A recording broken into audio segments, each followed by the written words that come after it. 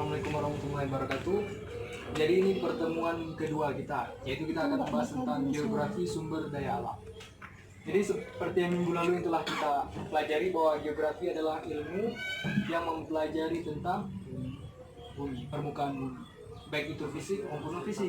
Nah, jadi yang akan kita bahas pada pertemuan kedua ini adalah geografi sumber daya alam.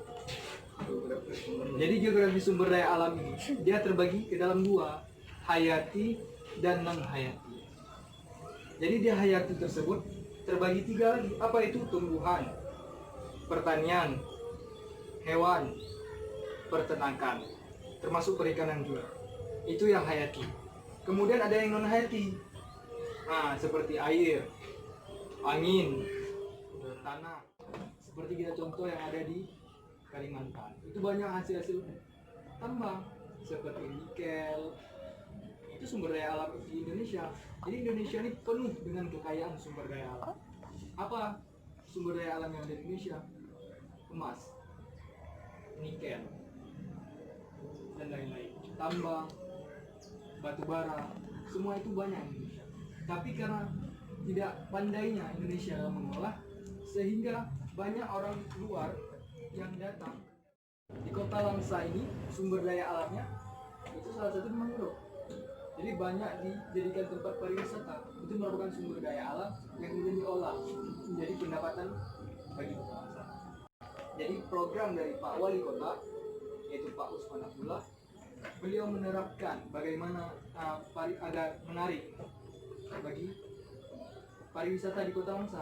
Dan pariwisata di kota Langsa ini termasuk dalam kategori mendapat penghargaan terbaik tentang ekologi. Nah, disinilah sumber daya alam yang ada di kota Langsa. Jadi makanya penting sekali kita dalam mempelajari ilmu geografi agar kita tahu sumber-sumber daya alam yang ada di terutama di Indonesia.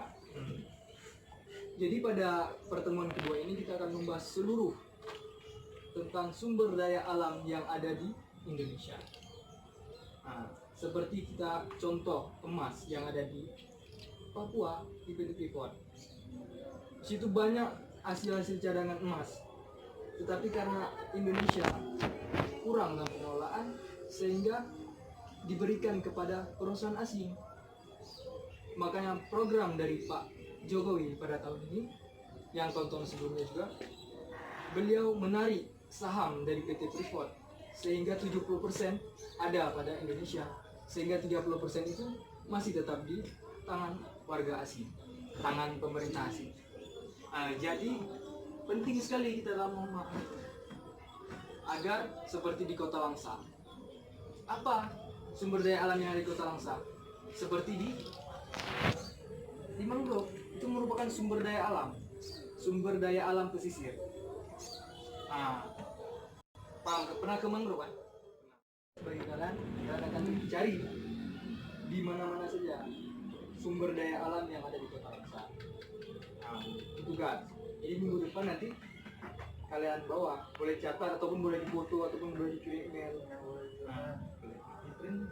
Boleh, semua boleh. Yang penting dibuat.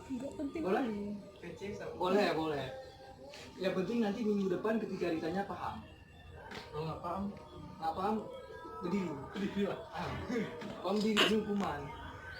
Jadi pertemuan kedua ini kita cukupkan. Jadi nanti di pertemuan ketiga Bapak tanya. Ya, tanya. Jadi kalau yang lupa berdiri. Kalau bisa dapat dia. iPhone X dapat.